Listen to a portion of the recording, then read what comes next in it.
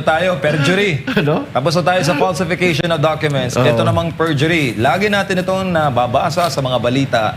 Ano ba itong perjury, Kuya Mark, patay sa batas? Ang perjury, willful. Kailangan willful and deliberate statement under oath. Kailangan gumagawa ka na, alam mo na kasinungalingan, but ginawa mo pa rin. But iba ito sa ibang pagsisinungaling. Kailangan naka-under oath. Pupunta ka sa notary public, nag-oath ka doon. Doon sa Senado, nag-oath ka. May affidavit ka, nag-oath ka, perjury yan.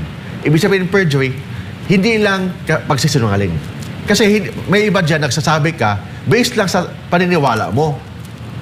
Hindi sinungaling yan. Kasi yun ang paniniwala mo eh. Yun ang opinion mo eh. Hindi yan pagsisinungaling. Because in perjury, kailangan willful, kailangan deliberate. So willful and deliberate, alam mo na kasinungalingan yan, tapos gumagawa ka ng sworn statement under oath. When you say under oath, naka-notary public. You say notary public, basahin mo notary public, gumawa ka ng affidavit sa baba.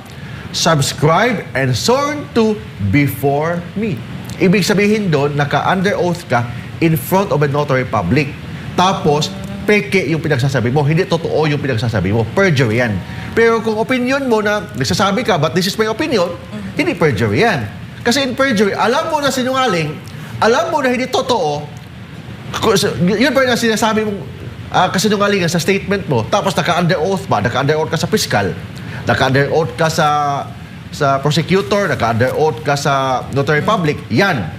Yun ang tinatawag na perjury. Perjury, bakit?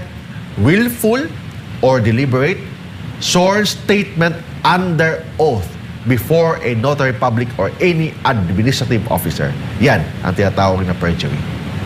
So, Kuya Mark, tama ba na in law offices lang yung pagkukomit ng perjury? Or saan ba? Ang perjury, usually gumagawa ka ng affidavit. So pag affidavit, notary public.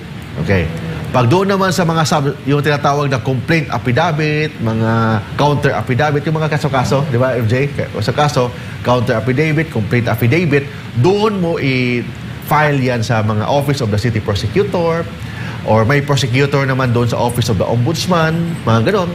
Or sa court, may kuwan doon, ang court sa ibang bayan, pwede mag-notarize ang mga judge sa mga ibang bayan na walang notary public, yan. Yun ang tinatawag na doon ka pwede mag-commit ng perjury through affidavit or sworn statement under oath.